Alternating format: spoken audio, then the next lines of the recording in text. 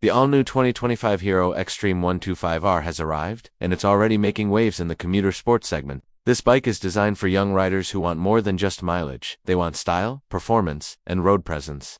With its sharp Street Fighter-inspired design, aggressive LED headlamp, and aerodynamic bodywork, the Xtreme 125R looks more premium than ever. The dual-tone paint finish, sporty decals, and razor-cut fuel tank give it the feel of a bigger bike while keeping it lightweight and practical. Under the tank, you'll find Hero's refined 124.7cc air-cooled engine, tuned for smooth power delivery and efficiency. It delivers around 11.5 bhp with crisp acceleration, making city rides effortless and highway stretches enjoyable. The bike is built on a diamond frame with a monoshock rear suspension and telescopic front forks, ensuring stability at higher speeds and comfort over potholes. Add to that CBS with disc brakes and you've got a safe, rider-friendly package. Hero has paid special attention to technology and rider experience. The Xtreme 125R now features a fully digital instrument cluster with Bluetooth call and SMS alerts, and turn-by-turn navigation support.